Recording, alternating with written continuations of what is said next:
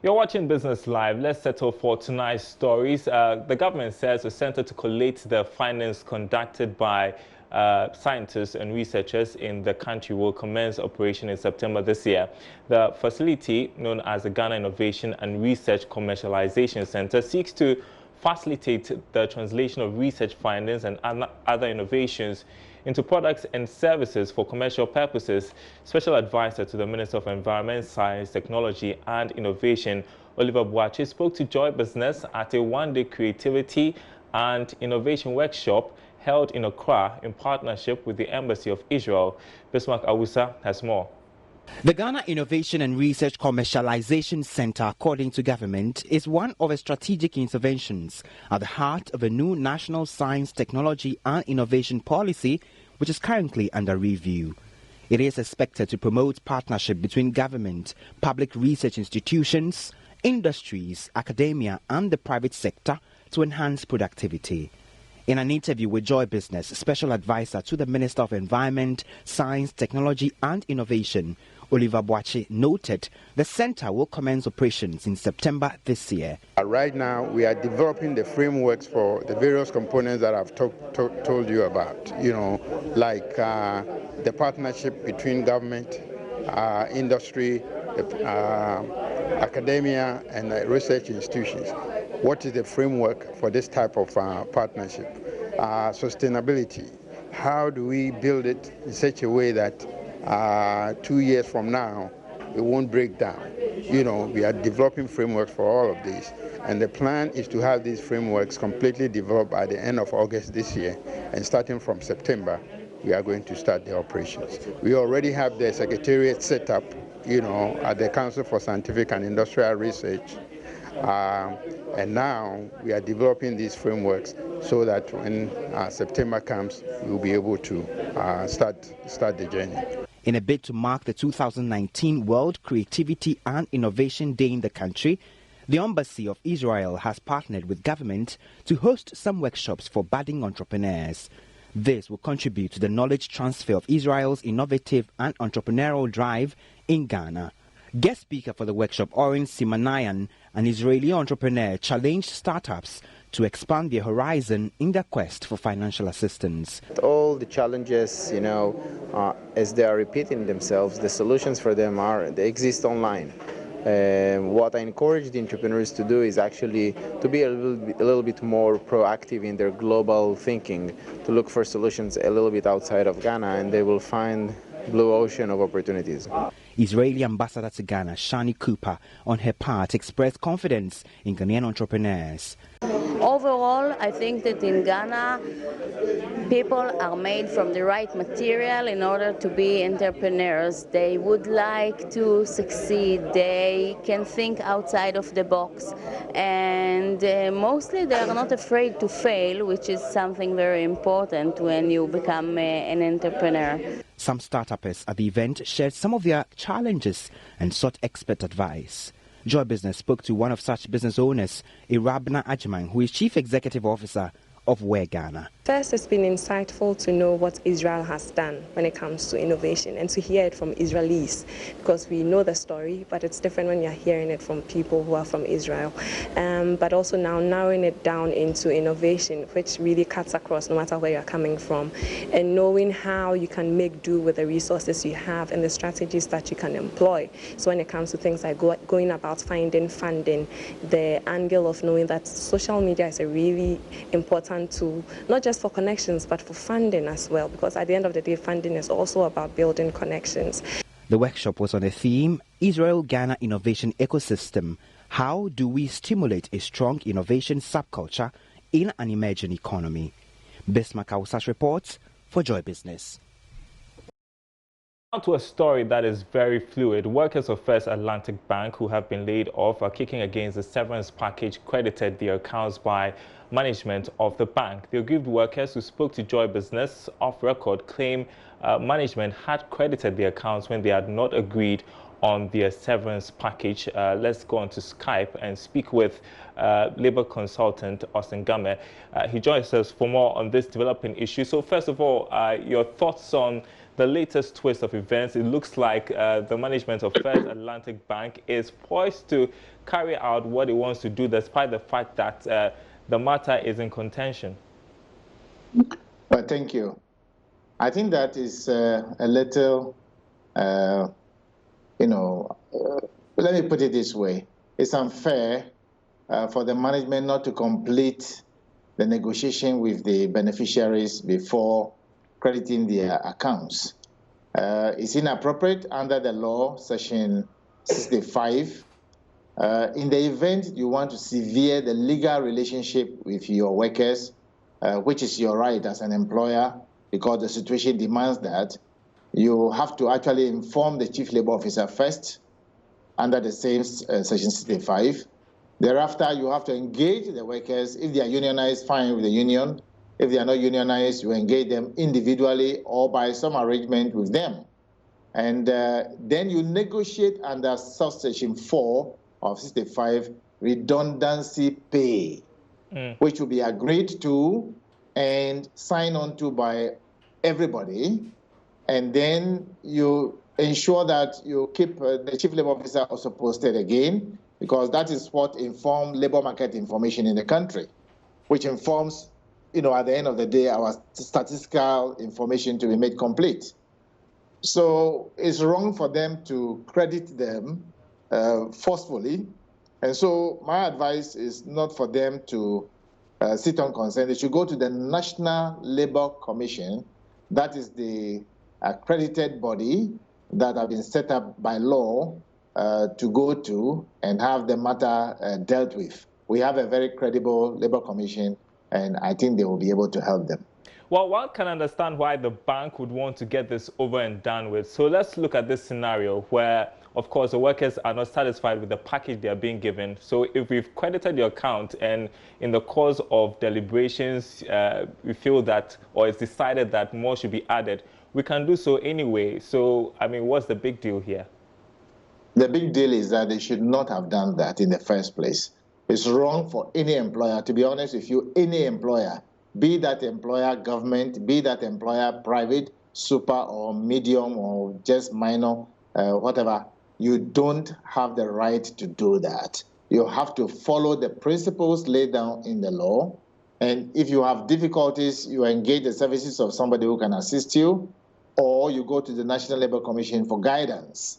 That's why it's been established. Our law is not to be trampled down upon by anybody. The law is very specific and explicit for all employers to obey, for all unions to obey, for all employees to obey. Okay, so you advise that the workers go to the National Labor Commission to have their grievances addressed, the fact that their accounts are being credited. But so far, do you think that the workers have handled the situation well?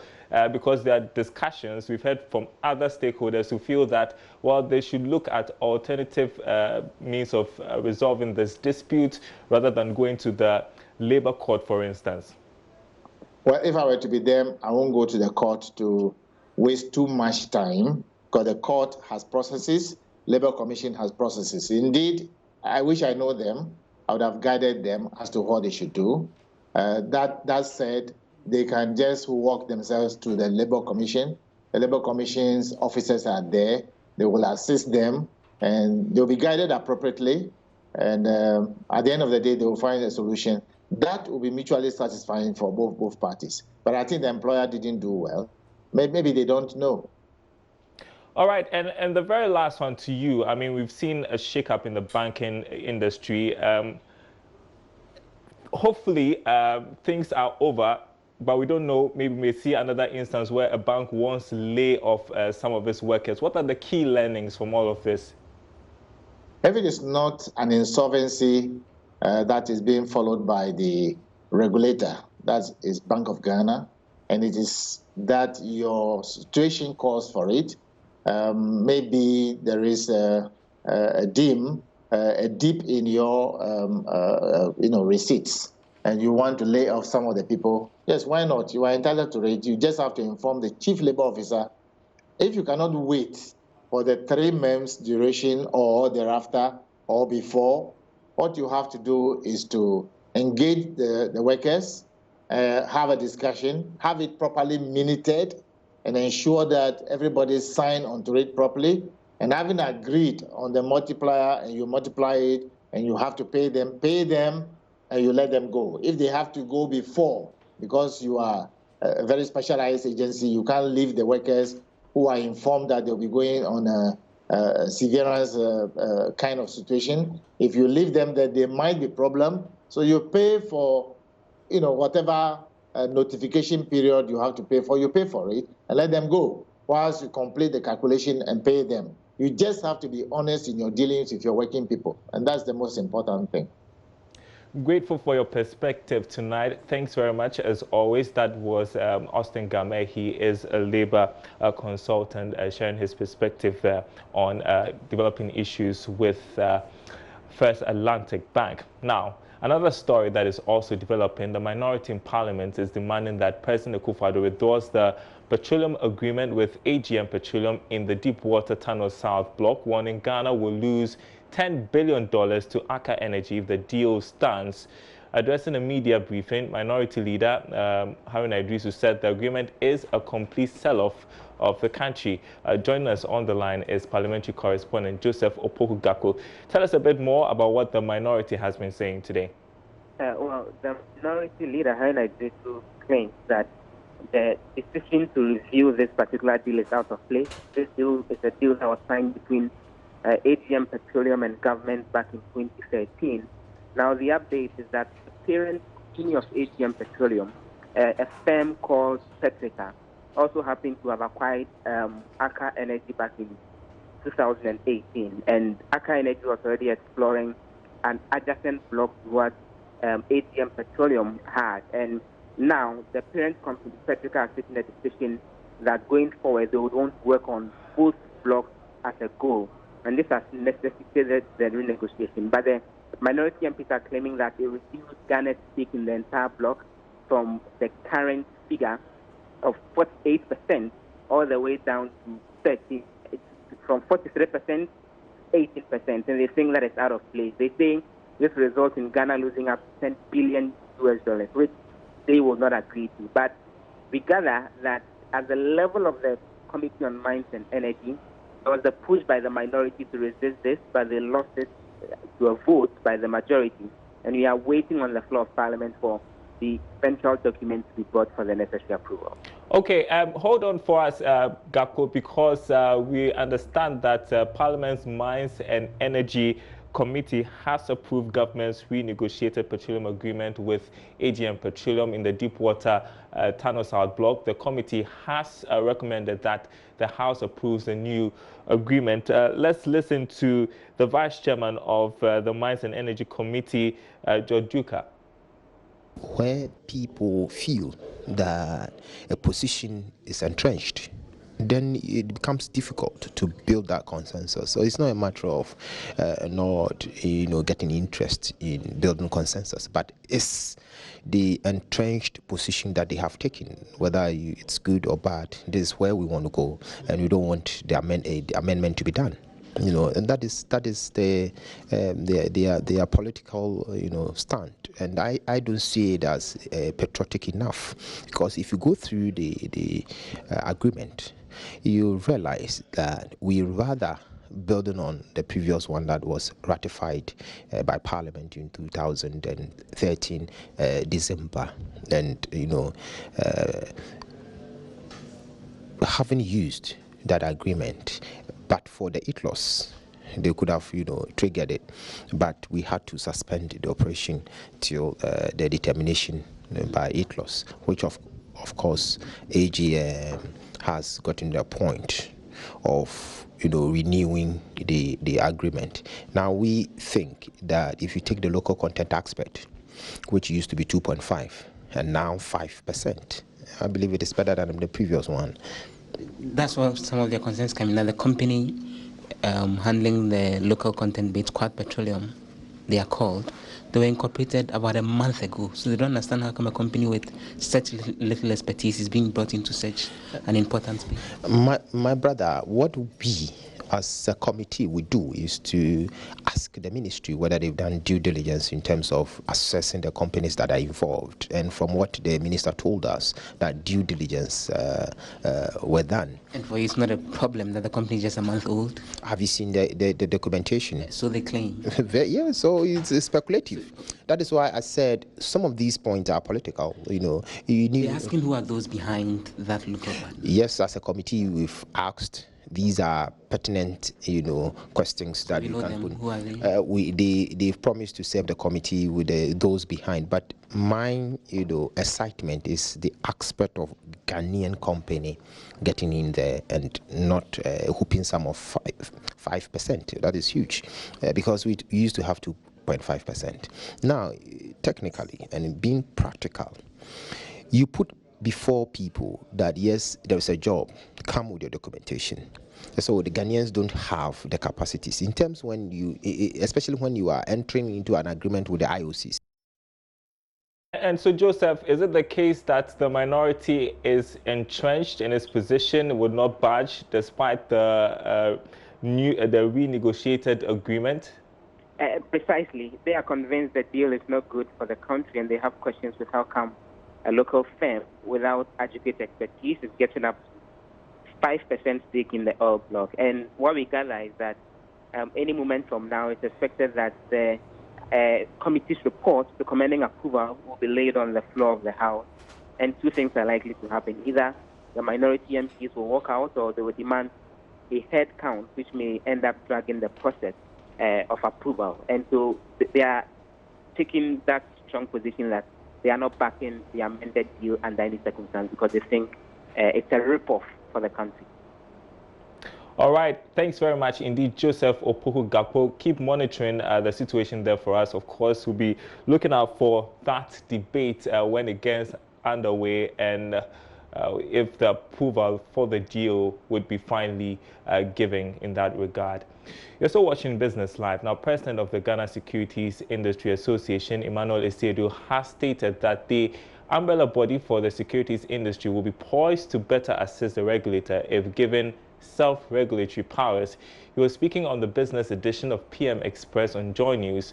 The industry captain believes such a move will help deal with some challenges confronting the industry. He also asked that an application has been made to that effect. One of the key causes of the problem is these counterparty defaults. Investment management or fund management firms have given their monies to banks and savings and loans firms, and these have been unable to a large extent to give back those monies to the investment firms. And he categorized it as liquidity issues. Obviously, if a counterparty has a liquidity problem, then it's not able to give you back your clients' monies. And then but linked to what he's saying, I think is what caused this. The industry has its own issues, but this particular problem was exposed when the banking sector cleanup came out in force. It's a challenging ask because for now we're just an association. We're supposed to collect information on our members, make sure that they conduct themselves the way that a fund management firm should conduct itself. But what makes it a difficult ask is that we don't yet have the ability to crack the whip. We have actually applied for self-regulatory status. We're going back and forth with the SEC, and they're helping us with our application. And we think we should be done within the next 6 to 12 months. And once we have that, we should be able to help the SEC to clean up what has to be cleaned up. But for now, really, what we do is more of moral suasion and public education than anything else. In other news tonight, young people in business and leadership positions will have a common platform to share ideas on how to solve business challenges with their faith. This will be at an upcoming Prophetic business conference initiative under the theme Finding Financial Solutions. My colleague Ibn Sabute has been speaking with Prophet John Anoche, presiding prelate of John Anoche and Worldwide Ministry. He files this report. The Prophetic Business Conference has been designed to assemble members of the business community to learn and be exposed to the relevant Christian principles required to succeed in business. Under the theme Finding Financial Solutions, the first part, scheduled for next week, Wednesday, May 8th, is the business fair. The second part will be the conference at the Accra City Hotel. Prophet John Anoche explains. It is finding financial solutions. We'll be talking a lot about finances. I've seen that finance is a problem here in our country, and so if we are going to talk about prophetic business conference, then God must reveal certain secret about how to get more money or to maximize profit, because every business, you're solving a problem. Whatever you are selling it because you are selling it to meet the needs of people. So in a way, you are solving a problem of somebody. If somebody needs a jacket and you are selling a jacket, that means you are solving the problem of people not getting jackets to wear. If you are selling a spectacle, that means that people must protect their eyes from the sunshine. Prior to the event, Prophet Anoche has been advising Christian leaders to reinvest their profits to the sustainability of their businesses. This, he believes, will go a long way to help SMEs prosper rather than relying on financial service providers for capital. Money has an inspiration.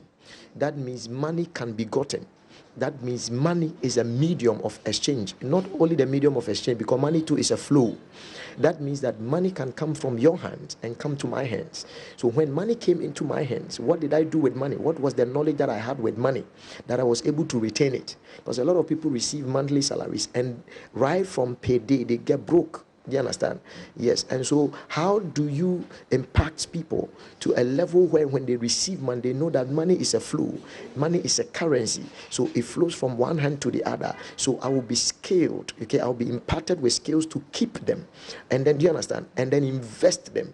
Because when you keep money, when you keep money and you don't invest money, you don't turn money over, you lose money. So how do you know all those things? So with the knowledge that we have acquired and doing business and then prospering, we want to impact the youth, especially the Christians and the non-Christians. Ebenezer Sabute's reports for Joy Business.